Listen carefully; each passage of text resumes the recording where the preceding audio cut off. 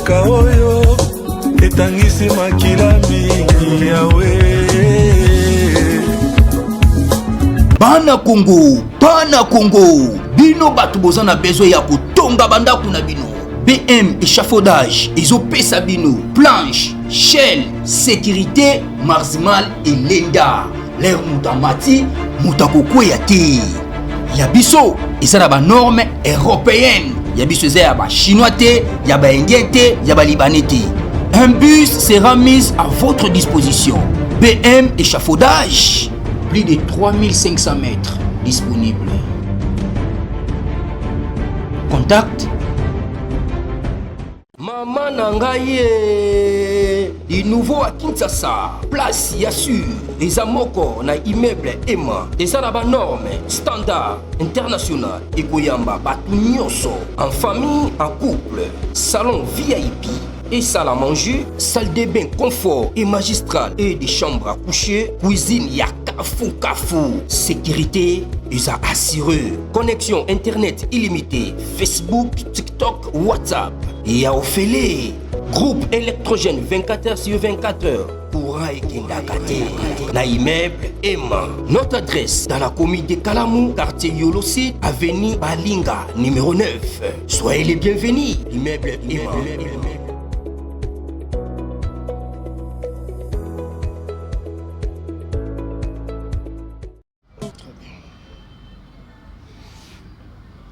Mbote bandeko balandi ya magazine d'actualité Christian Chevaux bisika nyonso bozwi libaku ya kolanda biso mokolo ya lelo toza lelo. Nous sommes aujourd'hui vendredi le 26 décembre 2025. Bienvenue à ce nouveau numéro. Bravo ba FRDC bandeko nanga. L'impossible n'est pas congolais. Ah, l'impossible n'est pas congolais. Ouvira en fait. Mais moi, je parle déjà que Ouvira libéré. Pourquoi libéré? Parce que ces gens-là, on les a maintenant asphyxiés, tu vends des libango, tu coincé sur tous les plans. Bandigo Salanine. Dans minute oyo, d'abord avant de commencer, cette situation spéciale honorable, mais c'est blesse, dit tout mon ici, Bambo Tebele, Bisika Azali. Papa Nangai, na minute oyo, bazo longola bateni, bazo bois cadeau, bazo longola bateni civil. Tous les militaires rwandais dans au plateau, bazali na makobola, bazongi na bakoline, bazali na bakoline, bakiti. Na bisa bino awa, que il n'est pas tard pour en vivre, parce que sa géographie banane oyo rwandais ont maîtrisé en côté. Donc celui qui a la maîtrise de la géographie à Ouvira, c'est celui qui fera la différence. Aujourd'hui, le FARDC bazo ça la différence.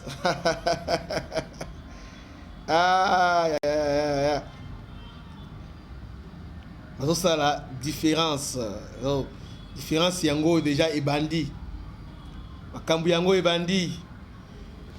Makambu est bandit. Donc pendant que je vous parle, na Ouvira,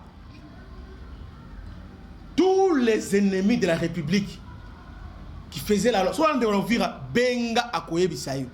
Dans plusieurs quartiers, mais ça c'est ta. Les FARDC sont déjà là, na Ouvira, autour de Ouvira. Oui, exactement comme eux aussi nous ont obligés de partir, on les oblige de partir. Bravo.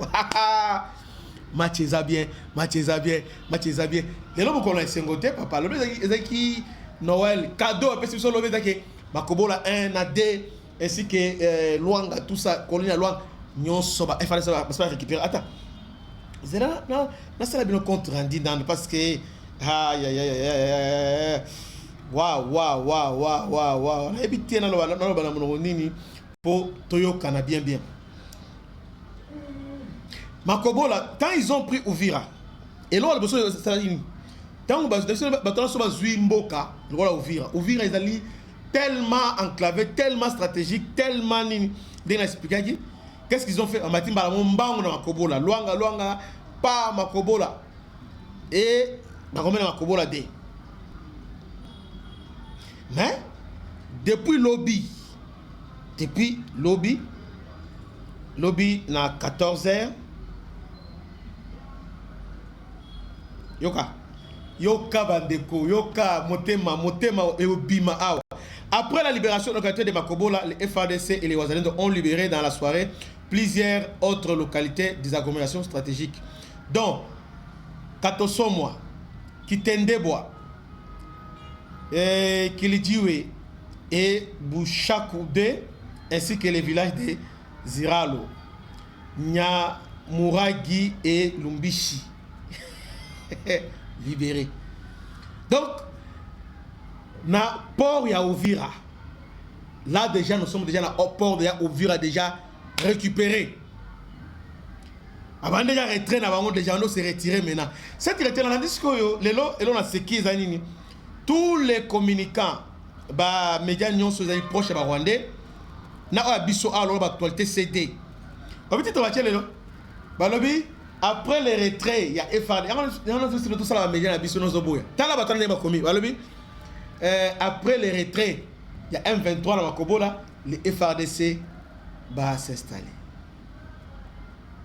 Alors que ce que M23 à côté, parce que M23 n'est pas à côté de Makobola, c'est exactement ce qu'ils ont fait dans la FARDC.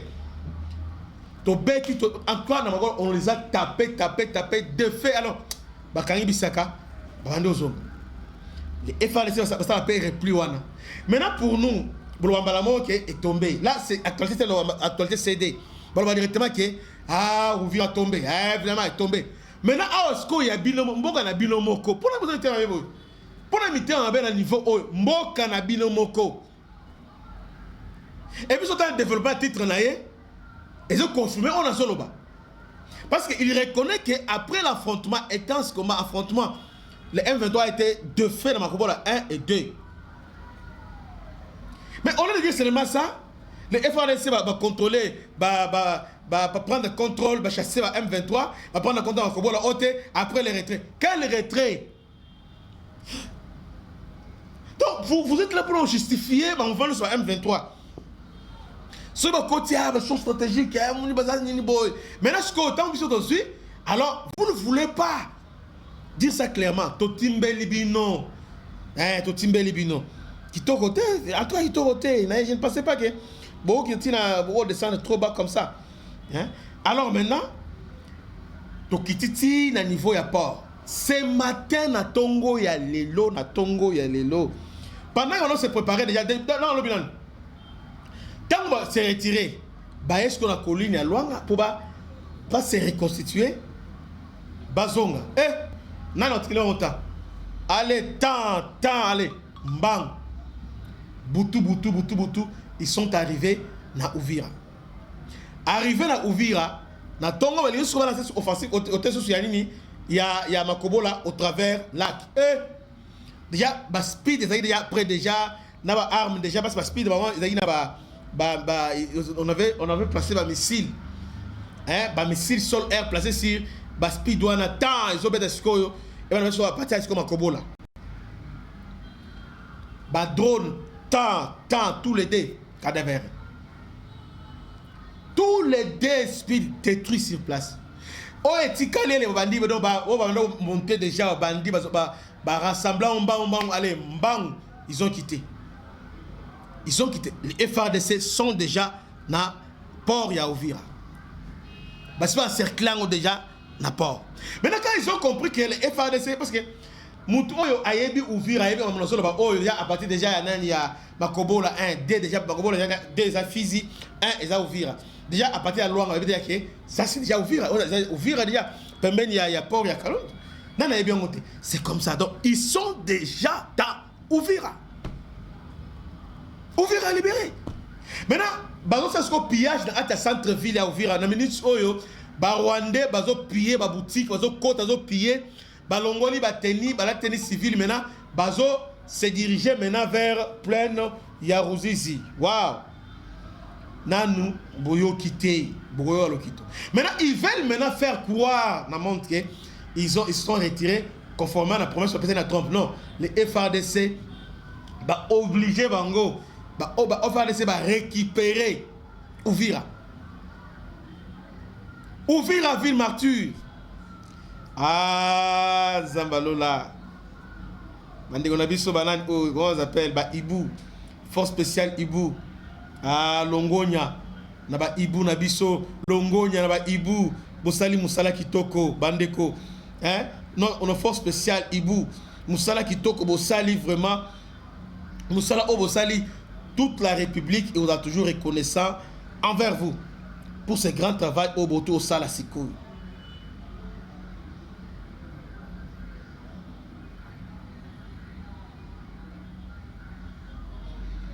Donc, Pandeko, est-ce que vous allez vous avez Sengo ou ministre Ouvir à libérer.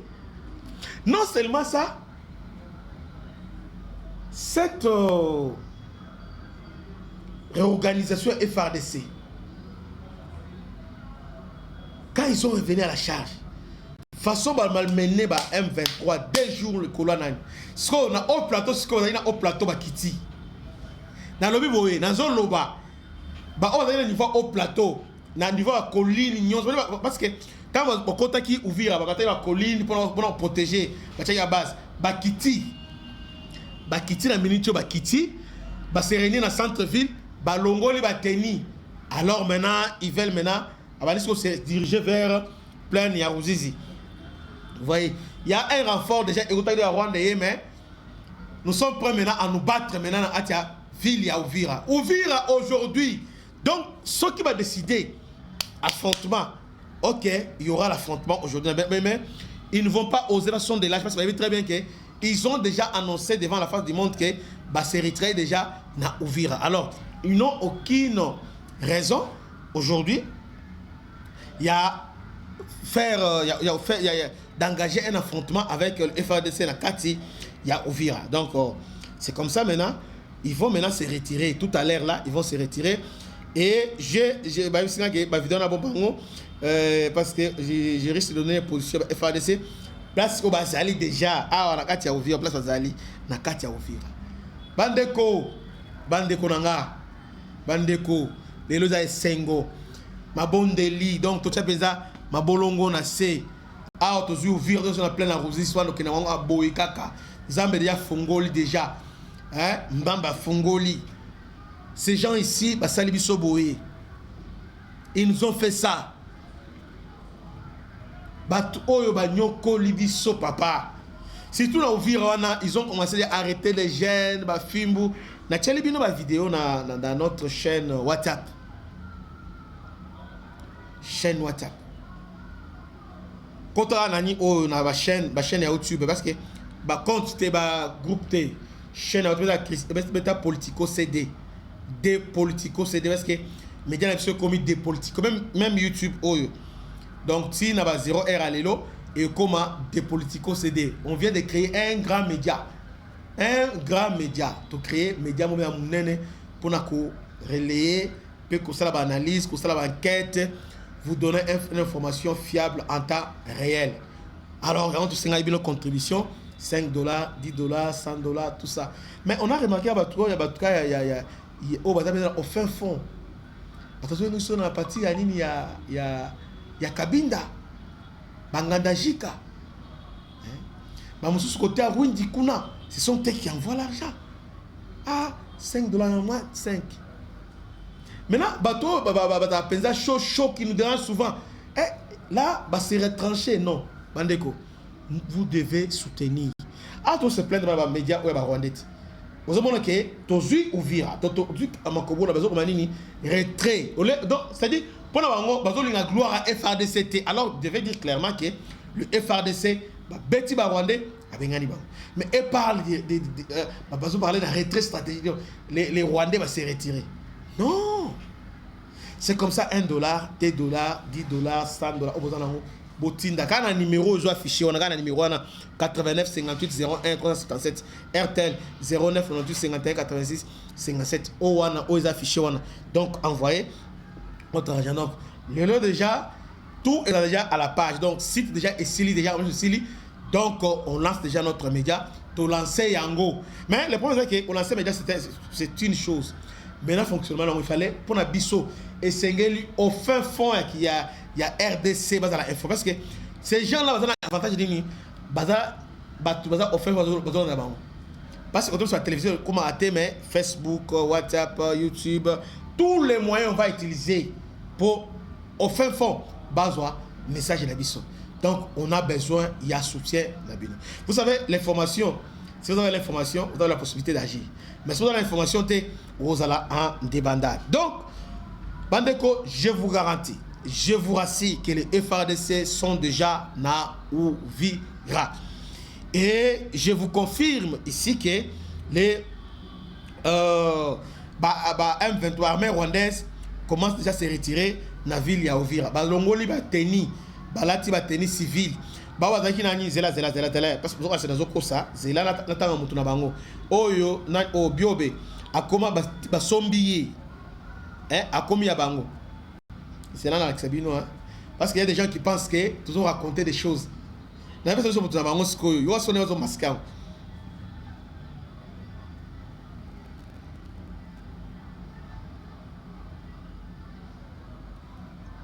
Et là, Bolanda. Voilà, je suis. N'allez pas Biobe Malenga. Bon, il peut très bien.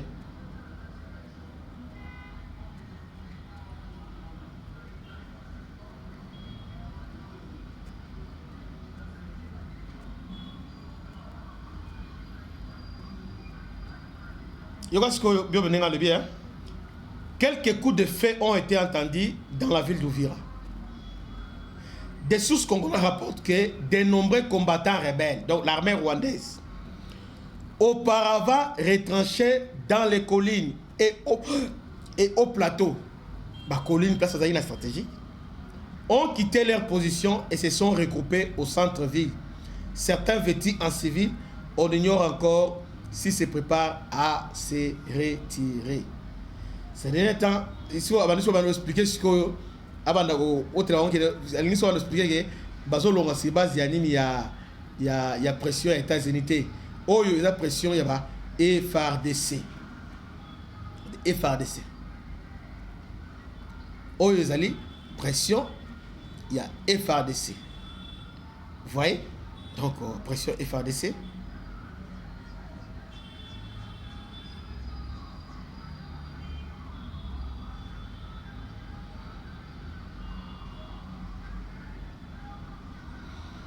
Borola palelo dans le bolélité rwandais dans le bolélité dans monde déjà batabuno bastani bujagera et les autres non après les retraits non après le retrait moko ezawana te bande tout ça na bino awa est-ce que ba M23 se retire ne sont pas retirés ba kosi que ba se retirer alors ba se retirer. Vous voyez c'était toujours là ba ça va aventir na bango maintenant to lancer maintenant contre-offensive to exposer bango devant la face du monde alors to engager maintenant front maintenant biso na bango. Nous venons d'engager Front Yamakasi Bisso Nabango. Donc, en tout cas, pour engager Front Moko Yamakasi, Bolaike, tout ça c'est à 225. Là, nous sommes à 747. Mais là, like est à 225. C'est-à-dire que vous likez. Est-ce que vous avez des informations comme information parce que on a mené au Congolais, Sénégalais dans la joie. Moi, nous avons un lobby, les lots, tout ça température à fête et Sénégal Congolais soit CP parce que Uvira et quoi. On a vraiment combien de temps avec dans les États-Unis, le bin de Konaé a pied Christ depuis Chita Uvira. Ndeko bon rétablissement parce que Uvira to récupérer un bon rétablissement la minute au na sengi na bino bo liker et puis vous partagez bo liker massivement bo liker pour vidéo vraiment référencée. Aïe. Benoît Moutombo, merci beaucoup. La victoire est dans notre cas. Jansi Kalala, on est fatigué de quoi? Ndoki, Yondo a fatigué, on est fatigué. C'est toi, va être fatigué chez toi là-bas dans ta maison. Au moment où Ndoki a congolais, tant que on est fatigué, tu es fatigué de quoi? Alors que tant qu'on suit, au moment il doit partir, au moment où Ndoki a congolais, Ndoki, oh allez, on est dans oh il faut masquer. Jansi Kalala, on est fatigué. Il faut toujours ces gens ici, vous voyez, quand il y a on a biso match tengami, comme on est fatigué, vous voyez. Alors tous ces gens là, il faut aller extirper l'importance de ça là, nani na biso na média na biso donc to bengani bino boya la souffrité. ici nous sommes dans la joie. Vous avez toute information aux alliés vrais. Quand on vous dit qu'ils sont déjà dans Ovira, ils sont dans Ovira. Même quand on vous dit déjà que Bazu Makobola, Bazu Luanga, est-ce que Moutro est Ovira? Mais c'est Ovira, non? C'est Ovira. Dites-moi maintenant, selon Bino Bozo, on a doute Mobo Yaba Kindoki.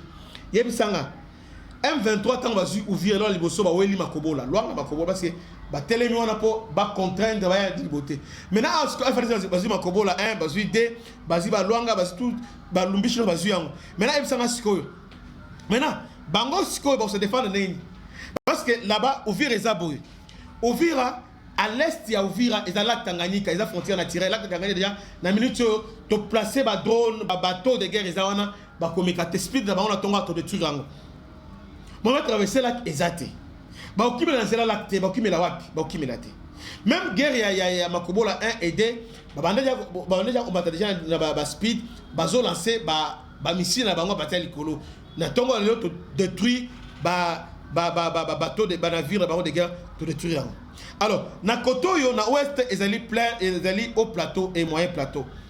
Bangomba. Na minute yo FRDC bazo contrôler au et moyen plateau parce que bango Baoti ko se replier maintenant ba kiti na se ils sont maintenant na minute dans le centre à Ovira basangani pour basala retrait na bango hein bazo paniquer d'autres c'est par-ci par là vous voyez les FAD sont déjà là maintenant na côté à nord bo ezali frontière ya Kavivira eza frontière ya Kavivira na Burundi na bango te Burundi c'est nous alors dites-moi maintenant bango batikali kaka na niveau côté ya plaine ya Rosisi.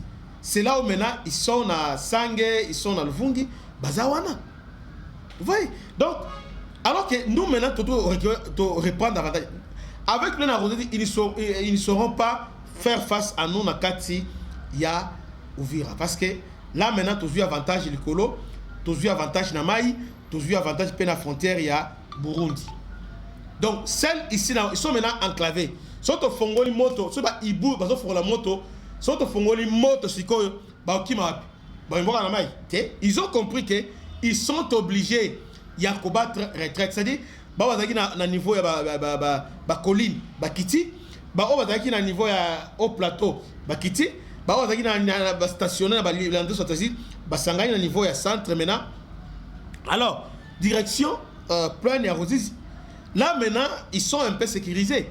Parce que dans Ovira maintenant, Baza maintenant enclavé. Une fois fait Fongami Baokima, ils vont fuir. Ils vont fuir où? Et la population a immolé Bango. Vous connaissez très bien comment la population a Ovira ne Wazalaga. Donc, Bakozala Penza immolé. Ils seront Bakozala Penza en Holocauste. Vous voyez? Donc, ils ne sont pas en train de se retirer parce qu'ils veulent aux États-Unis. Non, c'est pas ça. Parce que tu comprends qu'il fallait aller par la force. Bango, il s'était déjà tout préparé. Kabila zan doki. Avec des Polonais, Vietnamais, speed wana. Bazo installer speed so ba yina ba installer ce que ba arme le colo ils installent ba missile na bango le colo. Tant bazo lancer. C'est comme ça que semaine passée ils ont résisté à Makobola. Maintenant ce qu'il y a avec Baïbou tout jusqu'au avion de chasse tout changer tactique et puis système il y a brouillage et simbité parce que tout le système ils a plus que Owana ça n'a pas marché à niveau il y a au plateau brouillage na bango simbité na au plateau bandeko système à brouillage va meki et simbité. C'est comme ça maintenant, après, on va couper plus de 800. Si on a sur vidéo et BMB, d'ailleurs, on a checké na chaîne, sur la chaîne WhatsApp, au commun BMB. Il y a Rwandais. Au Tala, Soudan, de façon. Et puis, tu gagnes combien? Tu gagnes combien? Tu gagnes ébélé. Ils ont développé à 14 ans maintenant, allez. Or, Makobola, déjà, parti à Makobola, on préparait déjà,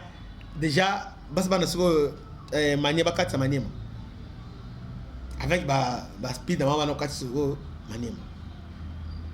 tozui bango donc tokati bango ngala donc zone nyonso wana ya physique alémie on contrôle ça désormais c'est sous contrôle la FARDC d'ailleurs banan o ba démon o aturane ils étaient na Mikenge et d'autres FARDC particulièrement tenté parce que à tout moment on bombarder bango ils n'ont pas eu le temps de progresser ce matin balancer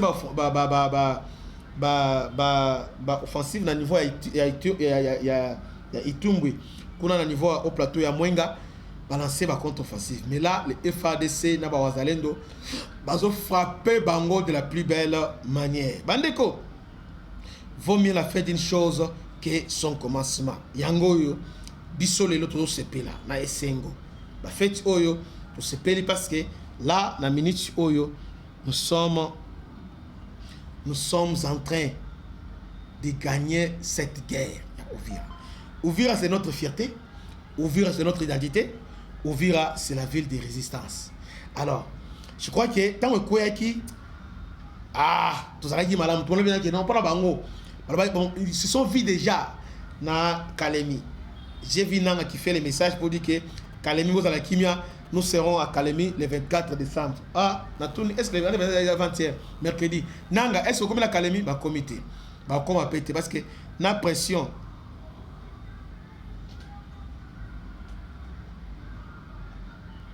Bah comme na pression, hein? Na pression. Ndeko azo benga biso bo éviter ko benga nous sommes en direct bo bébé c'est biso live nous sommes en direct ko benga te so ko benga na WhatsApp ko benga na numéro normal s'il te plaît.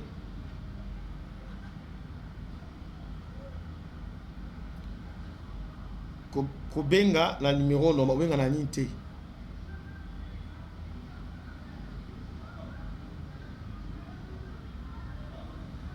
Ko benga na numéro normal te donc benga na ni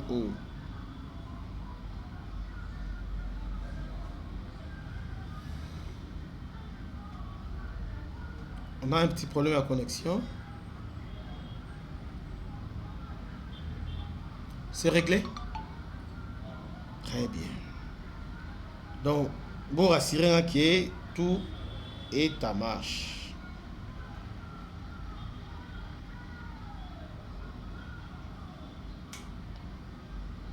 Très bien. Donc, je disais que bravo.